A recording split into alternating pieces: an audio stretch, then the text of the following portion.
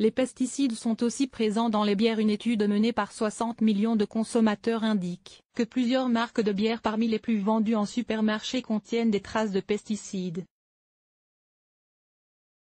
Si les taux sont trop minimes pour provoquer un réel danger, les résultats montrent que ces molécules contaminent de nombreuses denrées alimentaires. Cette période de Coupe du Monde de foot et de température estivale, c'est un petit plaisir qu'aiment s'offrir de nombreux Français, une boisson bien fraîche et notamment une bière.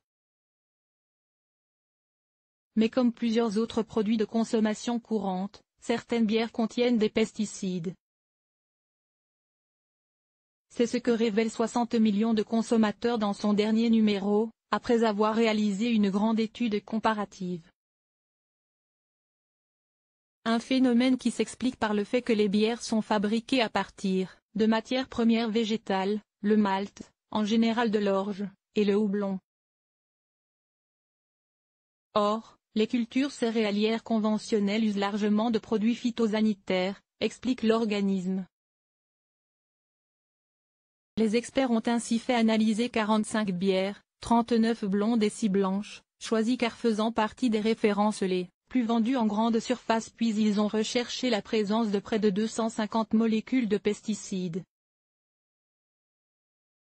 Les résultats ont montré que 3/4 des bières testées, 34 sur 45, présentent des résidus de pesticides, et les grandes marques ne sont pas épargnées.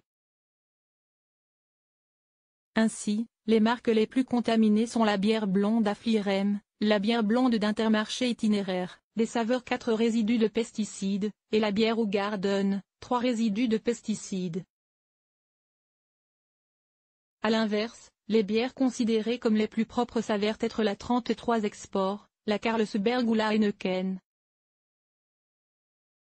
Le glyphosate, l'une des molécules les plus détectées. Les experts se veulent néanmoins rassurants pour les grands amateurs de bière car seules 4 molécules de pesticides ont été détectées ou quantifiées parmi les 250 recherchées, et en très faible quantité.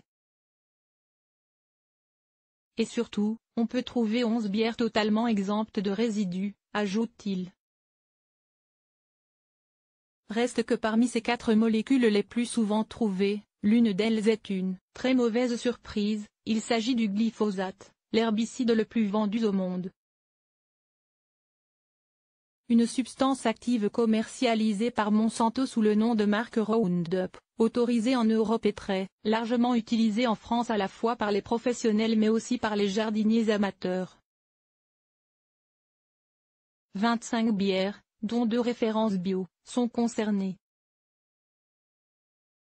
Les valeurs retrouvées oscillent entre 0,41 microgrammes par litre, micro-GL, et 9,23 microgrammes, précise 60 millions de consommateurs. Or, le glyphosate fait l'objet d'une polémique depuis plusieurs années en raison de son possible caractère cancérogène. Si l'Agence de recherche sur le cancer de l'Organisation mondiale de la santé, le CIRC, l'a qualifié officiellement de cancérogène probable, pour l'Autorité européenne des aliments, EFSA, et l'Agence européenne des produits chimiques, ECHA, ce n'est pas le cas. En France, l'ANS a estimé dans un avis rendu en 2016 que les preuves sont trop limitées pour le catégoriser comme tel. Mais les experts affirment que les teneurs détectées sont trop faibles pour que l'exposition soit dangereuse. D'après nos calculs, il faudrait boire 2000 litres par jour pour dépasser la dose journalière admissible, DJA, de glyphosate, avec la bière la plus contaminée de notre essai, conclut-il. Reste que cette étude démontre à quel point cet herbicide, et les pesticides en général, sont omniprésents dans l'environnement.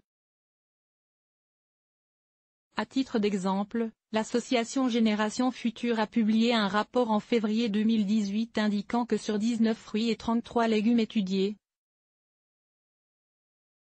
il y avait 72,6% de résidus de pesticides pour les échantillons de fruits et 41,1% dans les échantillons de légumes.